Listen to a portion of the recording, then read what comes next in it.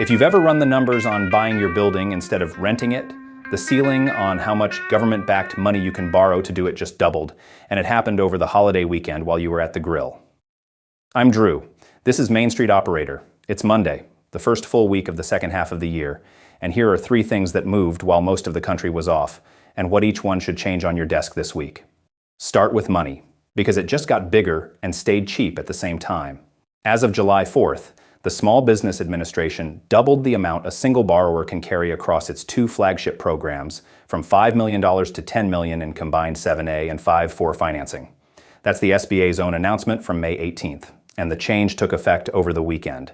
Here's why it matters. Even if you'll never borrow $10 million, the 5-4 program is the one you use to buy your building or heavy equipment, and it's currently pricing between 5 and 7% on a long fixed term. The 7A, the general purpose loan, runs higher, roughly 9 to 11.5% variable, with prime sitting at 6.75. Both are the lowest they've been since 2022, and they've held steady since the Fed's last cut in December. So the move this week is concrete. If you own a business but rent the roof over it, call an SBA lender and ask for a 5-4 quote on buying your space, because the math on a fixed 5 to 7% mortgage you control often beats a lease that renews at the landlord's mercy. And if you were told a year ago you'd maxed out your SBA borrowing, that ceiling just moved. Ask specifically about combining a 7A and a 504 up to the new 10 million cap. Second, look at who just bought your biggest local competitor, because increasingly it isn't a person, it's a fund. Private equity roll-ups are moving through the trades faster than at any point on record. HVAC, plumbing, electrical, roofing, pest control, landscaping, and now even dental and accounting practices.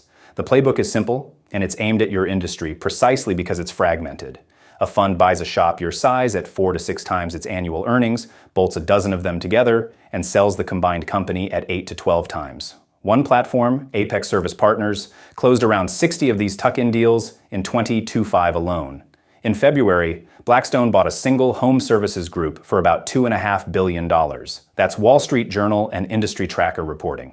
Here's what it means for you this week, and it cuts 2 ways. If you're thinking about selling in the next 5 years, those multiples are the highest they've ever been for a small trades business. So get your real earnings number, your EBITDA, cleaned up and in front of you now. And if you're staying and competing, understand your new rival's weakness. The roll-up wins on price and marketing budget, but it loses on the thing customers actually rate you on, which is how fast someone answers the phone and whether the owner still shows up. Run one number this week, your trailing 12-month earnings, and decide which side of this you're on, buyer, seller, or defender. Third, the labor market just handed you something you haven't had in years, with a quiet warning underneath it.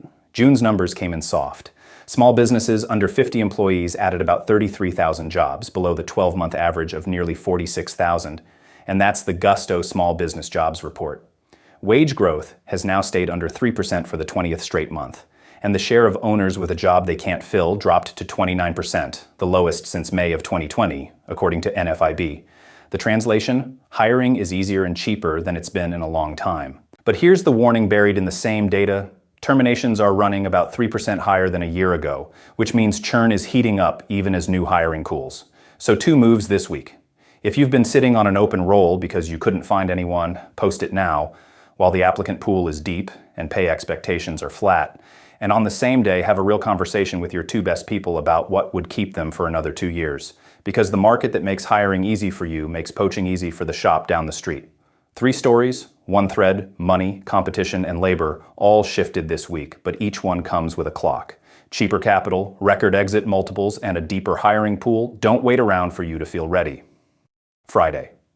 I'll have the story of a North Dakota professor who turned a single drive-up coffee kiosk, one she lost in the last recession, into a regional roasting operation supplying 120 wholesale accounts, plus a tool that gets your invoices paid 3 times faster without costing you a dime. I'm Drew, and this is Main Street Operator. Run the numbers, then get to work.